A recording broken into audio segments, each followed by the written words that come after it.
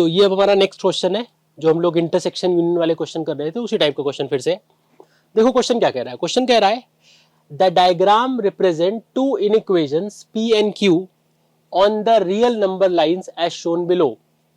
ठीक है, तो यहां पर ये दो नंबर लाइन इन्होंने बना रखी है, रियल नंबर लाइन, और उस नंबर लाइन पे इस तरह से चीजों को रिप्रेजेंट कर रखा है। ठीक है, तो क्या कह रहा है, द डायग्राम रिप्रेजेंट टू इनइक्वेशंस, ऊपर वाला जो है इनइक्वेशन P रिप्रेजेंट कर रहा है, नीचे वाला इनइक्वेशन Q रिप्रेजेंट कर रहा है on the real number line as shown below. ठीक है, हमें क्या करना है, हमें इस नंबर लाइन को देखकर कुछ आंसर्स करने हैं। तो सबसे पहली बात, इस नंबर लाइन का मतलब समझ लेते हैं। नंबर लाइन ऐसे बनी है तो उसका क्या मतलब है। ठीक, तो जैसे जो ऊपर वाली लाइन P है, पहली बात तो यहां पर यहां से यहां तक पूरा शेडेड है, नीचे भी यहां से यहां तक पूरा शेडेड है। तो पहला कंक्लूजन हमारे माइंड में ये आना चाहिए कि ये रियल नंबर रिप्रेजेंट कर रहा है। मतलब ये जो भी क्वेश्चन रहा होगा, जो भी इनइक्वेशन रही होगी, उस इनइक्वेशन का जो रिप्लेसमेंट सेट रहा होगा वो रियल नंबर रहा होगा।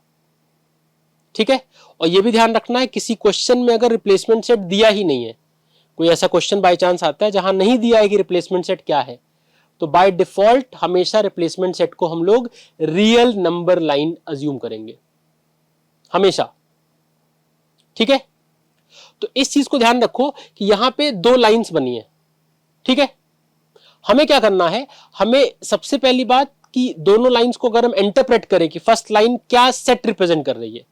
ठीक, तो फर्स्ट वाली जो लाइन है वो -3 से देखो स्टार्ट हो रही है, और ये कहां तक जा रही है, देखो -3 पे ऐसे स्ट्रेट लाइन है ऊपर वाला, मतलब -3 के ऊपर वाला पार्ट शेडेड है, लेकिन 3 के ऊपर वाला पार्ट शेडेड नहीं है। ये वाला पार्ट 3 पे लाइन ऐसे बेंड है, इसका मतलब 3 इंक्लूडेड नहीं है, लेकिन -3 सोल्यूशन में इंक्लूडेड है।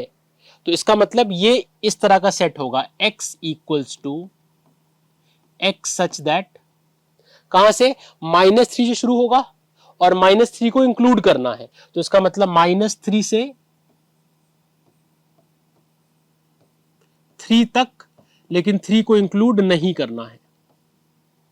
तो ये हमारी जो ऊपर वाली लाइन है, उस लाइन का सोल्यूशन सेट है।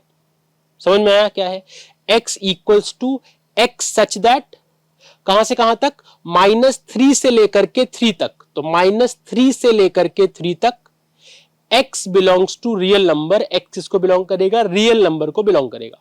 तो ये हमने सेट वैसे बोला है, तो सेट हमने लिख के क्या बोला, देखो represent P and Q in set builder form. तो सेट बिल्डर फॉर्म में लिखना है, तो हमने फर्स्ट वाले सेट को सेट बिल्डर में लिखा, तो इस तरह से आ रहा है। ये बात समझ में आई। ये सबको समझ में आ रहा है कि स्ट्रेट लाइन का क्या मतलब है। देखो जब लाइन स्ट्रेट रहेगी, मतलब किसी नंबर लाइन पर, लाइन के किसी नंबर के ऊपर वाला पार्ट रेक्टेंगल के अंदर आ रहा है, वो शेडेड है, तो वो इंक्लूड करना है। और अगर कहीं पे लाइन ऐसी बेंड रहे, इस तरह से बेंड रहे, या इस तरह से ऐसे बेंड रहे, तो वहां पर उसको इंक्लूड नहीं करना है। ठीक है, तो यहां पर 3 को इंक्लूड नहीं करना है, बिकॉज 3 के ऊपर ऐसे ये बेंड हो गई है, तो 3 इंक्लूडेड नहीं है, और -3 को इंक्लूड करना है। तो इसका मतलब ये आ रहा है x equals to x such that -3 से लेकर के 3 तक x belongs to real number. तो ये हमने p सेट को लिख लिया इन सेट बिल्डर फॉर्म। अब q को लिखते हैं। देखो q में क्या है, q में -2 से शुरू हो रहा है, और -2 के ऊपर वाली लाइन सीधी है। तो इसका मतलब ये आ रहा है x इक्वल्स टू,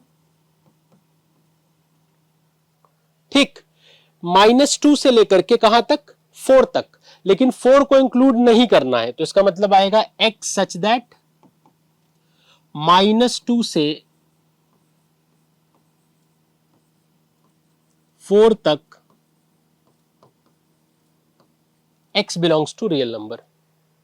ठीक है, ये सबको समझ में आ गया। तो ये हमारा p को रिप्रेजेंट कर रहा है ये वाला सेट, और जो q वाली लाइन है उसको रिप्रेजेंट कर रहा है ये वाला set, x equals to x such that -2 से लेकर के 4 तक ये इस रेंज में आ रहा है। Clear, okay. अब नेक्स्ट क्या बोल रहा है, नेक्स्ट कह रहा है then represent p intersection q। अच्छा, p इंटरसेक्शन q का मतलब होता है वो पार्ट जो p और q दोनों में कॉमनली प्रेजेंट हो। ऐसा पार्ट जो p में भी हो और q में भी हो, दोनों में जो पार्ट कॉमन होगा उसको रिप्रेजेंट करते हैं p इंटरसेक्शन q से। ठीक है, मतलब वो बात कर रहा है कौन से पार्ट की, जो P में भी है और Q में भी है, मतलब ये वाला पार्ट, इतना, बेसिकली इतने पार्ट की बात कर रहा है वो, इतने पार्ट की। क्योंकि देखो इसके इधर वाला ये जो पार्ट है ये P में है, लेकिन देखो Q में नहीं है, Q में नहीं है यहाँ पे कुछ, ठीक। उसी तरह से ये वाला जो पार्ट है इतना, ये Q में है, लेकिन ये P में नहीं है, देखो यहां खाली है, ठीक। इंटरसेक्शन का मतलब होता है P इंटरसेक्शन Q का मतलब वो पार्ट जो P और Q दोनों में प्रेजेंट हो, ठीक है। तो जो दोनों में प्रेजेंट है वो पार्ट है कॉमन पार्ट, ठीक। तो वो पार्ट क्या आएगा, represent P intersection Q on two different number lines. हमें एक नंबर लाइन बनानी है और उस नंबर लाइन पे P इंटरसेक्शन Q को शो करना है, ठीक है। तो एक लाइन बना लेते हैं,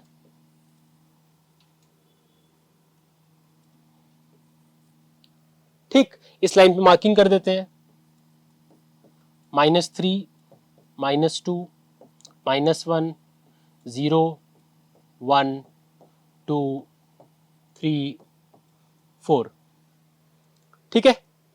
अब ये वाला पार्ट जो दोनों में कॉमन है, तो देखो -2 इंक्लूडेड है इसमें भी, तो -2 को इंक्लूड करना है, स्टार्ट करना है -2 से और -2 को इंक्लूड करके चलना है, तो -2 पे एक सीधी लाइन बनाएंगे, ठीक। इसके बाद यहां पर देखो 3 तक आ रहा है, लेकिन 3 यहां इंक्लूडेड नहीं है, देखो ऊपर वाले में 3 इंक्लूडेड नहीं है, यहां से भी देख सकते हो। तो इसका मतलब हमें 3 के जस्ट पहले तक के नंबर लेने हैं, 3 को इंक्लूड नहीं करना है, 3 के पहले तक लेना है बट 3 को इंक्लूड नहीं करना है। तो इसका मतलब है 3 पे ऐसे एक बना देंगे, ये शो करने के लिए कि 3 इंक्लूडेड नहीं है, और फिर हम इसको एक ऐसे ज्वाइन कर देंगे,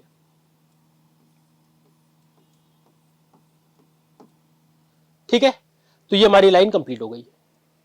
नेक्स्ट आते हैं P intersection Q not, P intersection Q not, ठीक है। अच्छा, P इंटरसेक्शन Q नॉट का मतलब है कि ऐसे एलिमेंट जो P में है लेकिन Q में नहीं है। P इंटरसेक्शन Q नॉट का मतलब ऐसे एलिमेंट जो P में है लेकिन Q में नहीं है, ठीक है। तो ऐसे एलिमेंट अगर चाहिए जो P में प्रेजेंट है, Q में प्रेजेंट नहीं है, Q में एब्सेंट है, Q में नहीं है, तो वो एलिमेंट कैसे देखेंगे, देखो P में होना चाहिए, जो कि ये देखो यहां पर है P में है, लेकिन Q में नहीं होना चाहिए। तो देखो ये वाला ऐसा रीजन है, ये वाली जगह, ये वाला जो रीजन है इसमें वो चीज आ रही है जो P में है, P वाला पार्ट लाइन शेडेड है लेकिन Q में नहीं है, Q वाली लाइन शेडेड नहीं है। ऐसे नंबर कहां से कहां तक आ रहे हैं, देखो -3 शुरू हो रहा है। अच्छा, -2 Q में इंक्लूडेड है, तो हमें ऐसा चाहिए जो Q में नहीं है, तो मतलब -2 को इंक्लूड नहीं करेंगे, -2 के जस्ट पहले तक। इसका मतलब अगर इसकी लाइन बनाते हैं हम, -3, -2, -1, 0, 1, इतना काफी है। एक पॉजिटिव एक नेगेटिव बना लेते हैं नंबर लाइन में, 0 होना चाहिए, इतना सफिशिएंट होता है। तो हमें क्या दिखाना है, हमें वो पार्ट चाहिए जो P में हो, क्योंकि P में प्रेजेंट हो, Q में नहीं हो, Q नॉट। तो P में प्रेजेंट है वो एलिमेंट, देखो ये वाला है जो P में है और Q में नहीं है। अच्छा, 3 इंक्लूडेड है, तो 3 पे एक सीधी लाइन बनाएंगे। 2 जो है वो Q में प्रेजेंट है, -2 सॉरी, -2 Q में इंक्लूडेड है, हमें वो नंबर चाहिए जो Q में इंक्लूडेड नहीं है। तो उसके लिए क्या करेंगे, उसके लिए लाइन को ऐसे बेंड कर देंगे, ठीक है, और इसको फिर हम ऐसे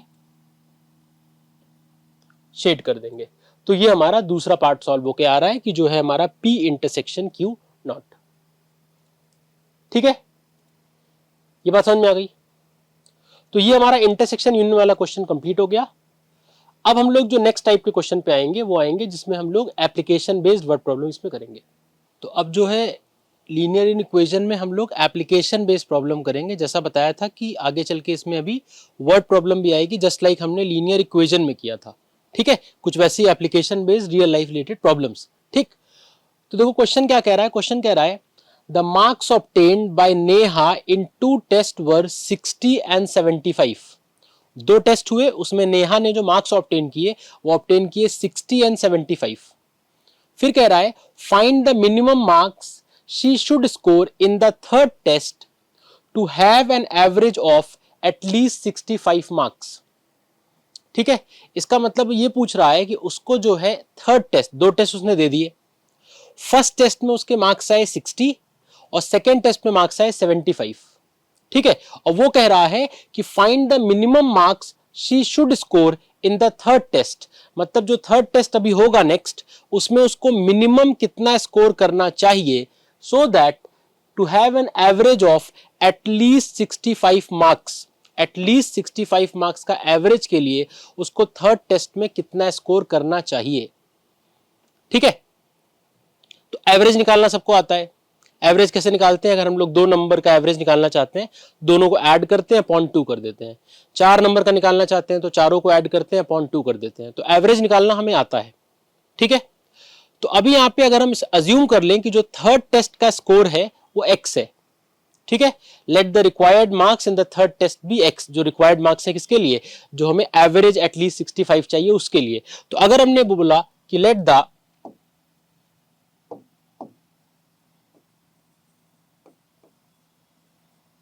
मार्क्स इन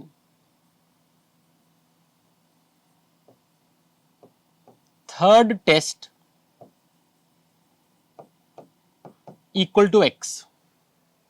ठीक है, हमने थर्ड टेस्ट के मार्क्स को x अज्यूम कर लिया। ठीक है, अब क्वेश्चन में क्या कह रहा है? The marks obtain by Neha in two test are 60 and 75 और थर्ड टेस्ट के हमारे मार्क्स x हो गए। अगर हमें इसका एवरेज स्कोर निकालना है, तीनों टेस्ट के मार्क्स का एवरेज स्कोर, तो एवरेज कैसे निकलता है? सारी वैल्यूज को ऐड किया जाता है और फिर नंबर ऑफ ऑब्जर्वेशन से डिवाइड कर देते हैं। तो मतलब अगर तीन वैल्यूज हैं तो तीनों को पहले ऐड करेंगे और फिर अपॉन 3 कर देंगे। तो इसका मतलब है 60 प्लस 75 प्लस x अपॉन 3, ये आएगा 60 प्लस 75 प्लस x अपॉन 3। ठीक है, और क्वेश्चन ये कह रहा है कि एवरेज स्कोर जो होना चाहिए वो एटलीस्ट 65 मार्क का होना चाहिए। देखो एटलीस्ट का मतलब क्या होगा? 65 या 65 से ग्रेटर। जैसे किसी ने तुमसे अगर कहा कि you have to score at least 65, तो इसका मतलब कितने मार्क्स लाने हैं? तो 65 लाना है या 65 से ज्यादा लाना है? तो एटलीस्ट का मतलब होता है ग्रेटर देन और इक्वल टू। ठीक है, एटलीस्ट का मतलब है ग्रेटर देन और इक्वल टू। तो ये जो एवरेज आएगा, ये एवरेज या तो 65 से ग्रेटर होना चाहिए या 65 के इक्वल होना चाहिए। यही तो बोला है कि जो एवरेज है तीनों को ऐड करके अपॉन 3 किया, ये स्कोर 65 से ग्रेटर या 65 के इक्वल होना चाहिए, क्योंकि इसने बोला है एटलीस्ट 65 होना चाहिए। ठीक, अब इसको सॉल्व कर ले। तो इसको अगर सॉल्व करेंगे 3 जाएगा ऊपर एंड 65 को मल्टीप्लाई करेगा। यहां पे 75 और 60 को अगर ऐड कर दे तो 75 प्लस 60 आ जाएगा 135 plus x is greater than equal to. अगर ये 3 जाके 65 को मल्टीप्लाई करेगा तो 65 इंटू 3 हो जाएगा, यह आ जाएगा 195। ठीक है, तो ये आ गया 135 plus x is greater than equals to 195। अब यहां से अगर हम 135 को इधर से उस तरफ भेज दें तो ये आ जाएगा x is greater than equal to 195 minus 135, यही होगा। देखो 195 यहां पहले से हमने इसको उठा के इस तरफ भेजा तो ये हो गया 135, तो ये आ जाएगा 195 minus 135। x is greater than equal to 195 minus 135। ठीक, अब अगर हम 195 में से 135 को माइनस कर दें तो माइनस करने पर आता है 60 आ रहा है। ठीक, तो इसका मतलब है कि जो थर्ड वाला टेस्ट है उसमें जो स्कोर होना चाहिए नेहा का वो 65 से ग्रेटर या 65 के इक्वल भी चलेगा। तो थर्ड टेस्ट में the score should be greater than और इक्वल टू 60, ये बोल रहा है 60 से ग्रेटर या 60 के इक्वल। ठीक है, और हमसे पूछा है कि कितने उसको मिनिमम स्कोर करने हैं, फाइंड द मिनिमम मार्क्स बोला है। किसके लिए? To get an average of at least 65। तो जैसा हमारा आंसर आ रहा है कि 65 के एवरेज के लिए जो मार्क्स स्कोर करने हैं वो 60 या 60 से ज्यादा कुछ भी चलेगा, मिनिमम 60 होने चाहिए। तो दैट मीन्स हमारा आंसर क्या आएगा, the minimum marks required for average of 65 is 60। अगर 60 मार्क्स आते हैं तो वो जो एवरेज है 65 का वो आ जाएगा, राइट? क्लियर है? नेक्स्ट क्वेश्चन पे है। ओके, अब नेक्स्ट क्वेश्चन पे आते हैं। देखो नेक्स्ट क्वेश्चन क्या कह रहा है, नेक्स्ट क्वेश्चन कह रहा है 1/3 of a bamboo pole is buried in mud. ठीक है, एक बैम्बू का पोल है, समथिंग लाइक दिस, अगर मान लेते हैं बैम्बू पोल है, तो बैम्बू पोल का कुछ पार्ट मतलब 1/3 पार्ट मड के अंदर बरीड है। ठीक, तो अगर जैसे ये बैम्बू पोल मान लेते हैं तो मड के अंदर कितना, कुछ पार्ट मतलब 1/3 पार्ट, इतना पार्ट मड के अंदर है। ठीक, उसके बाद कह रहा है 1/6 of it is in water, मतलब 1/3 मड में है तो इतना मड में हो गया, उसके बाद थोड़ा और पार्ट मतलब 1/6, तो लगभग मान लेते हैं इतना ये वाटर में है।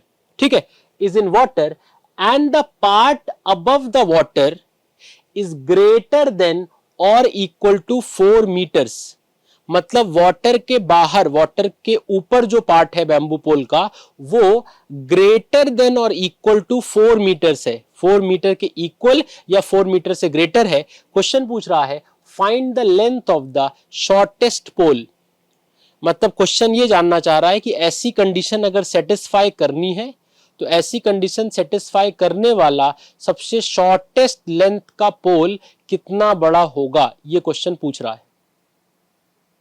ठीक है, तो अगर यहां पर हम स्टार्ट करें तो सबसे पहले हमें बैम्बू पोल के 1/3 की बात कर रहा है जो कि मड में है, फिर बैम्बू पोल के 1/6 की बात कर रहा है जो कि वाटर में है। तो इसका मतलब ये कुछ भी करने के लिए सबसे पहले हमें ये पता करना पड़ेगा ना कि बैम्बू पोल जो है उस बैम्बू पोल की टोटल लेंथ कितनी है, और वो इस क्वेश्चन में नहीं दिया है, क्योंकि टोटल लेंथ जब पता होगी तभी हम उसका 1/3 निकाल पाएंगे, उसका 1/6 निकाल पाएंगे। क्योंकि टोटल लेंथ नहीं दी है तो क्वेश्चन को स्टार्ट करने के लिए सबसे पहले हमें अज्यूम करना पड़ेगा कि जो हमारा बैम्बू पोल है उसकी जो टोटल लेंथ है उसको हम लोग मान लेते हैं x अज्यूम कर लेते हैं। ठीक, तो अगर हमने कहा लेट लेंथ ऑफ बैम्बू पोल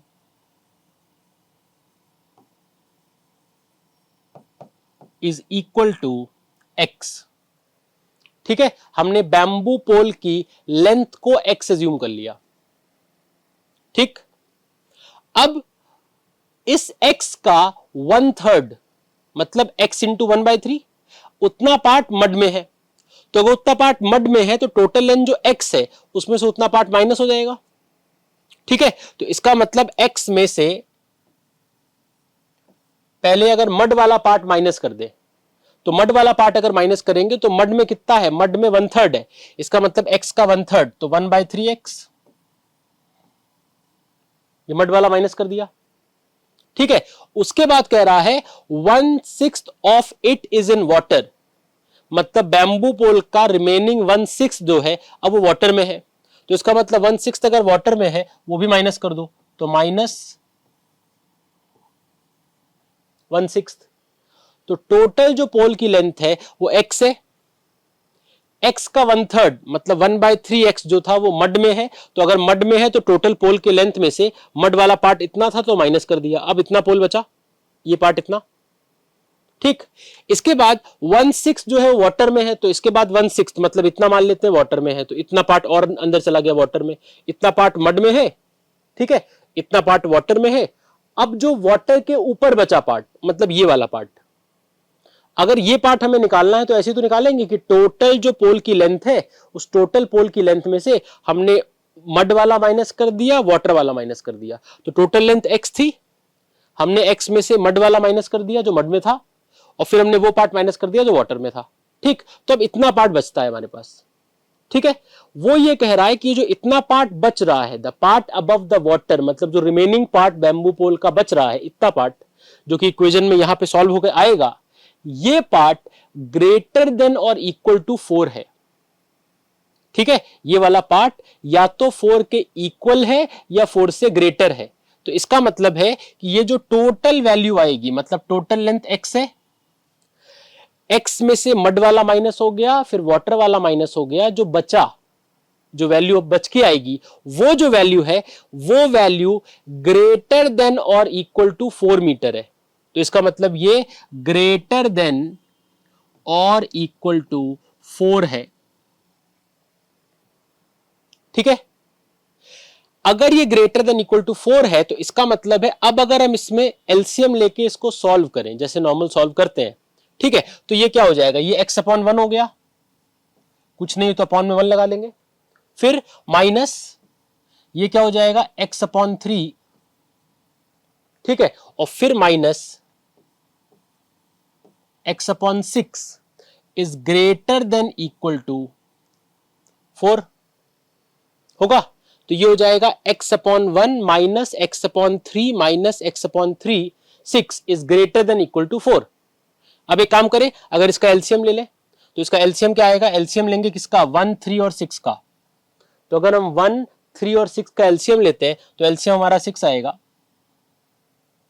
अगर इस 6 को इस 1 से डिवाइड कर देते हैं तो 6 को अगर 1 से डिवाइड करेंगे 6 बचेगा, ये 6 जाकर x को मल्टीप्लाई करेगा तो यह आ जाएगा 6x माइनस अगर 3 से 6 को डिवाइड करेंगे तो 2 आएगा, ये 2 जाकर इस x को मल्टीप्लाई करेगा तो माइनस 2x माइनस अगर हम 6 को 6 से डिवाइड करें 1 आएगा, 1 जाके इस x को मल्टीप्लाई करेगा तो minus x is greater than equals to 4। यही होगा, ठीक है।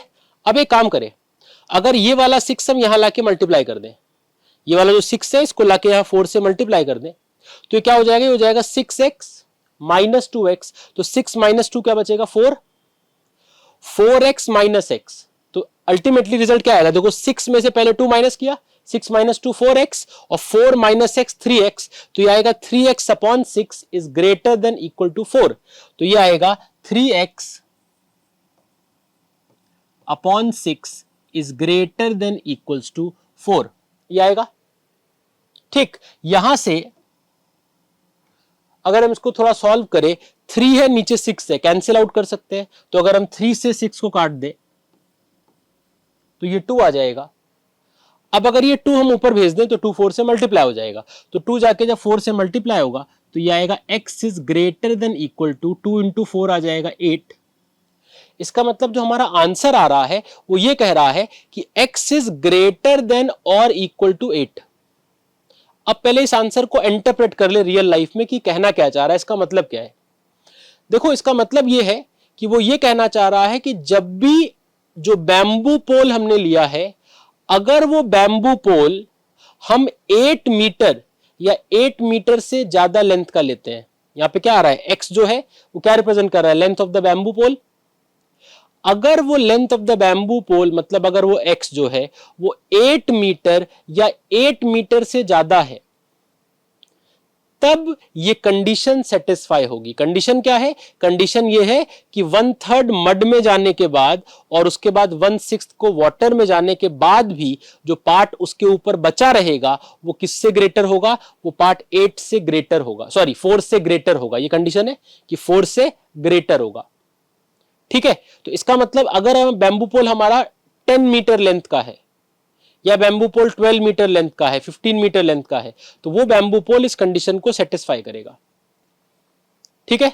तो इसका मतलब क्वेश्चन ये कहना चाह रहा है कि जब जब हमारे द्वारा लिया गया मतलब हमने जो बैम्बू पोल पिक किया है, अगर वो पोल हमने 8 मीटर के इक्वल या 8 मीटर से बड़ा पिक किया है, 8 मीटर से बड़ा चूज किया है, तब ये कंडीशन सेटिस्फाई होगी कि 1/3 मड में जाने के बाद और फिर 1/6 वाटर में जाने के बाद भी जो बचा हुआ पार्ट होगा वो 4 मीटर या 4 मीटर से ज्यादा होगा, ठीक है।